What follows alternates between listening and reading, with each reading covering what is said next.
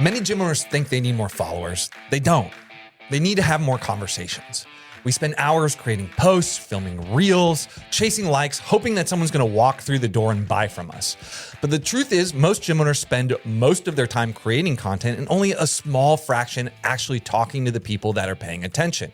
The gyms that consistently turn their followers into paying members do the opposite. The content is just a vehicle to start conversations. Then they use simple, genuine DMs to build relationships that naturally lead to sales. And today we're going to show you how to do that with word-for-word scripts. I'm John Franklin, the CEO of Two Brain Business, the world's largest gym mentorship company, working with over 3,000 gym owners to help them hit six figures in profit. And joining me today is Two Brain's founder, Chris Cooper. In this episode, we're going to show you how to use Instagram DMs to turn followers, commenters, story replies, and even former members into paying clients without sounding pushy or salesy. So Chris, today we're going to talk all about the no sweat intro, which is Two Brain's version of the consultative sales process. Yep. Why did you invent the no sweat intro in the first place? What was the need you were solving? Well, the first thing that I wanted to do as a personal trainer back in the day was talk about the client's goals and show them the path to get to those goals. Instead of letting them come in and try something with no context, knowing that they are not a fitness expert and I am, they might make the wrong decision or get the wrong first impression after a free trial.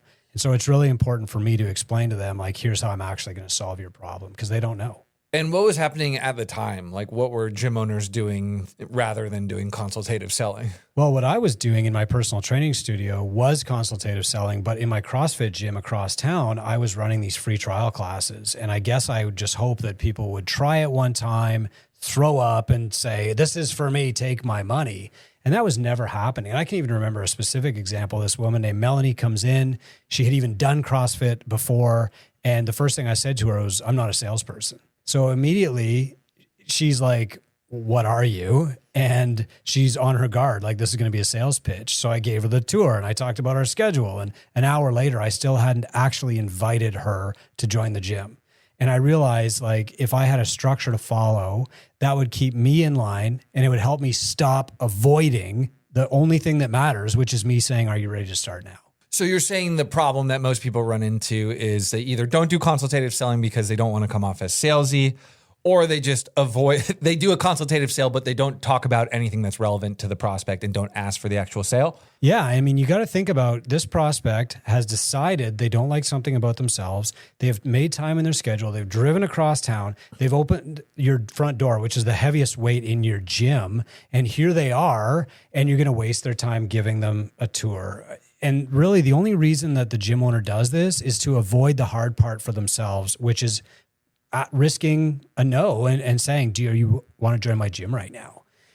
And so we just dance around it and we waste everybody's time when really it's our opportunity, but also our responsibility to make a clear offer right now, to start coaching them. So I don't want to stay at a 10,000 foot view. I want to get into the nitty gritty. I want to do actual role playing. I want to show people how you prescribe a solution once you've identified a problem.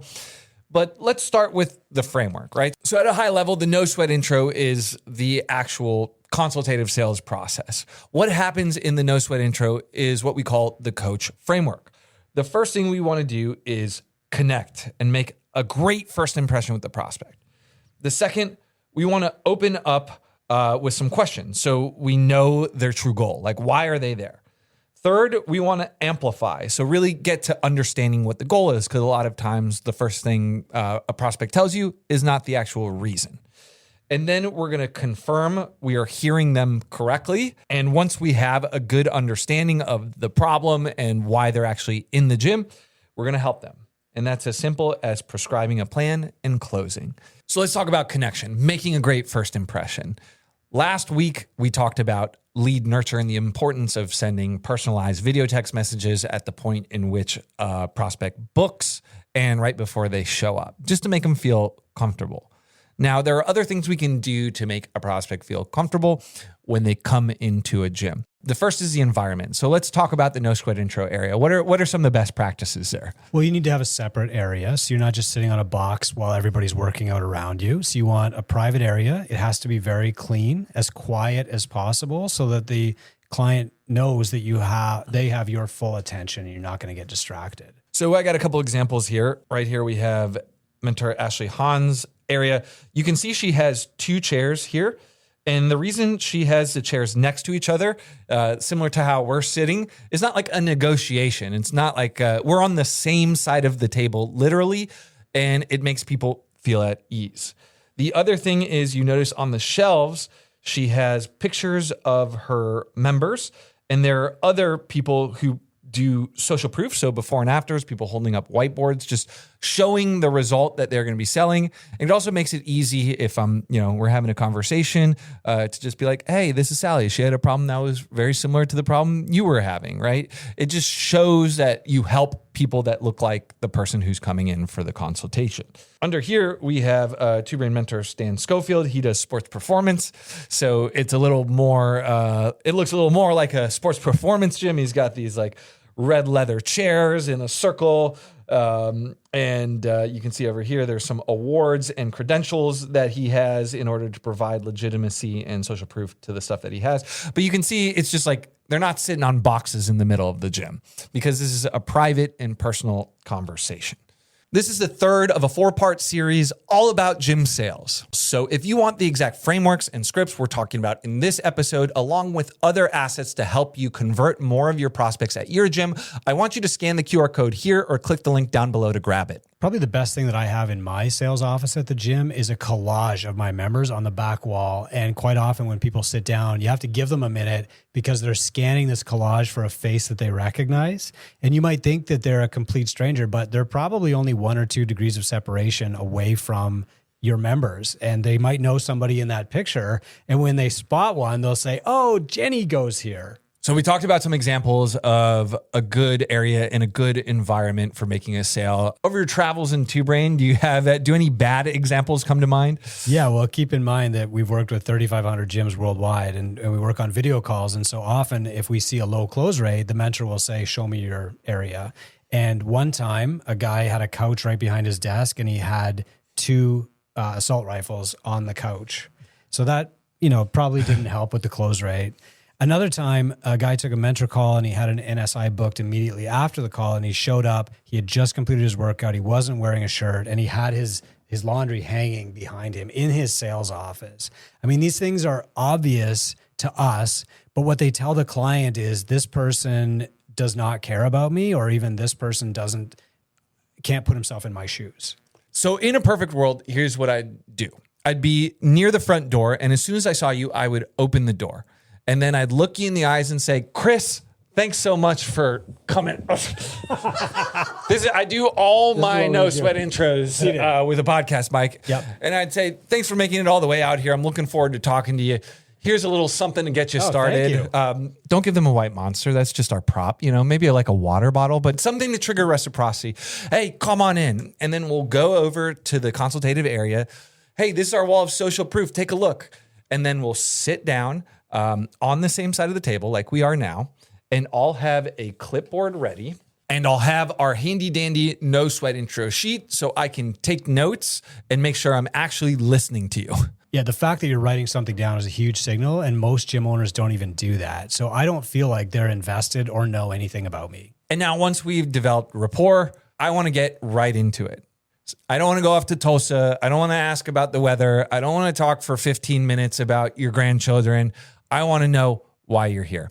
So what brings you in today, Chris? I want to lose 20 pounds. You want to lose 20 pounds. I used to weigh 20 pounds less, and I just remember that as a point in my life when I felt a lot better. Oh, that's awesome, because that's exactly what we help people with here. Are you trying anything right now? I've tried many things over the years, but I've just had trouble getting kind of back into a habit recently. Okay. And I just want to let you know that we're beginner friendly. That's what we specialize in. You said you've tried a lot of things. Like, what exactly have you tried? Oh, I was a powerlifter for years. I did CrossFit. I did cycling. I've tried different things with my nutrition. I did ketogenic. I tried macros. And each of those things worked for a little while. But what I'm looking for now is something that I think I can sustain and enjoy. So you just rattled off a lot of stuff. What did you enjoy about elements of those programs? What didn't you enjoy? Like, if you can give me some insight into, what keeps you on track, what makes you come off track? Well, at first they were all really exciting. The powerlifting just got repetitive. The cycling, you just kind of it's hard to maintain that here in Sault Ste. Marie. The diets, of course, at first the novelty, I guess, really attracts you to it. And then after a while you find yourself slipping and then asking yourself, what am I doing this for? I think I'm motivated by fast results and I am really self-aware. So when I lose 5 pounds, I'm super jacked. But when it gets hard, maybe that's when I fall off. Hey, I need a quick favor from you. Every year, Two Brain asks gym owners for their numbers, and we publish the results in a report called The State of the Industry. We've been doing this for 7 years now, and it's grown into the largest industry report and one of the largest data sets in fitness. Now, this is where you come in. The more gym owners who fill this report out, the more truthful the report is, and that's why we need your numbers. It only takes 3 minutes to fill out the survey, and if you fill it out, we're going to give you a report card that shows you where you stack up compared to the thousands of other gyms who are participating in the survey. So to do this, all you got to do is scan the QR code here or click the link down below. Thanks for helping us out. And how familiar does this sound to you? Someone comes in, they want to lose some weight, they've tried a bunch of different stuff, they like quick wins, they don't like routine, things get boring and they quit.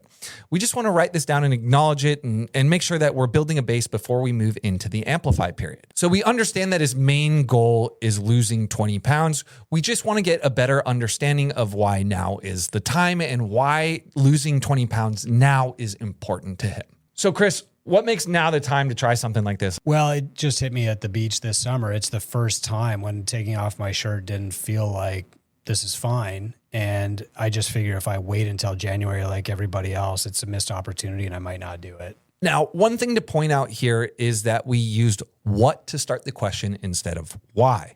Psychology shows that if you start the question with why, it makes people defensive. So what makes now the right time to start instead of why start now? I love that you're self-motivated for summer. So is there anybody else in your life that's motivating you to hit this goal? No, my wife has said, she doesn't care how I look. So because he brought up his wife and not caring about how he looks, I'm immediately thinking, oh, there may be a partner objection here because his wife doesn't care that he looks well. So she may not be on board with Chris investing in his health. Was your wife excited that you're going to have this conversation today? She's happy. She's noticed that I am kind of in a rut and not feeling my best. And she does her own thing too, so she gets it. Okay, so she's supportive of you hitting this goal? Always, yeah. Awesome. And so how fast are you trying to get that 20 pounds off, right? Because that'll dictate how much we train. Well, I'd like to do it by Christmas. I think that's doable. By Christmas, so we got about 5 or 6 months to work. And so how many hours a week can you dedicate to training? 3 or 4. I live a little bit outside of town, so I could make it to the gym maybe 3 times. But if I had homework to do another 2 times or something, I could do it. And you've also told me that you've done cycling, powerlifting, CrossFit. Some of those are individual sports. Some of those are team sports. Do you have a preference for working out one-on-one with somebody, or do you prefer to have other people around? I can work out by myself if I have a program to follow. But I definitely push myself harder with other people. And I think maybe after I get kind of back into shape, I'd be a little bit more open to that. So just to be clear, if we were starting out, you'd want to do more one-on-one based stuff and then maybe transition into working out with some other people? That's possible, yeah. Okay. And so you said you have 3 to 4 hours a week to train. Do you prefer to work out at morning, night? When do you normally do your thing? Usually 9 or 10 a.m. And I know in summertime there's a lot going on and our schedules get busy, but it sounds like this is important to you. How serious are you about like tackling this now versus say like 6 months from now? I could start in a couple of days. And Chris, I haven't heard you mention anything about injuries. Do you have an injury history or anything I should know about there? No, nothing. Okay. So at this point, we've hit the end of the amplify phase. We're understanding Chris's problems, his injury history, how he likes to work out, when he likes to work out.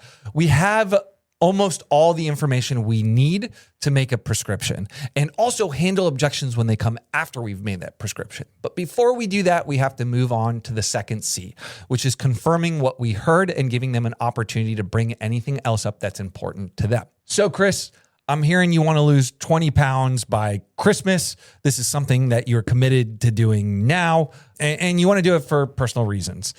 You want to work out sometime earlier in the morning, start one-on-one, and maybe move on to group, depending on how things are progressing. Did I get that all right, or is there anything else I should know about?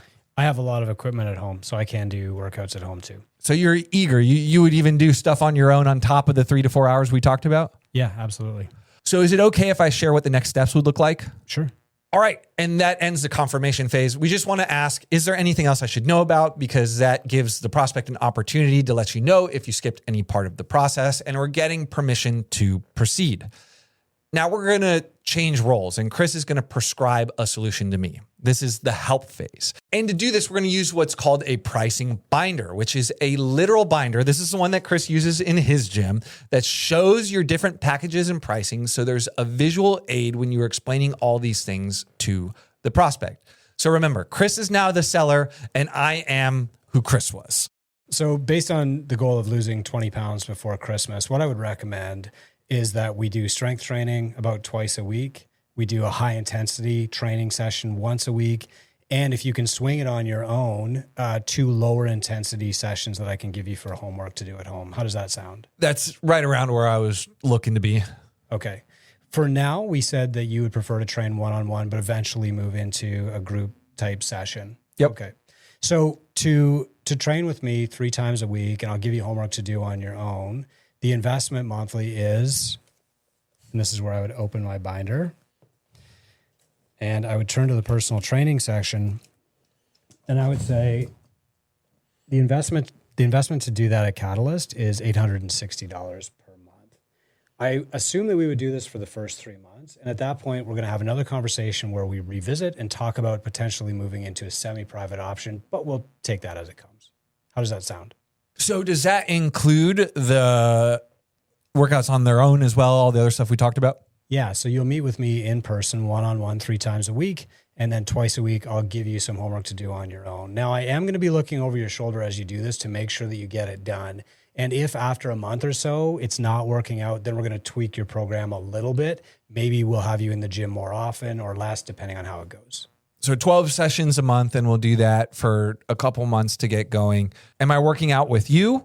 And when can we work out? Yeah, it's going to be just you and me. I can schedule you in at 9 a.m. Monday, Wednesday, Friday, and we can actually start Wednesday if you're ready.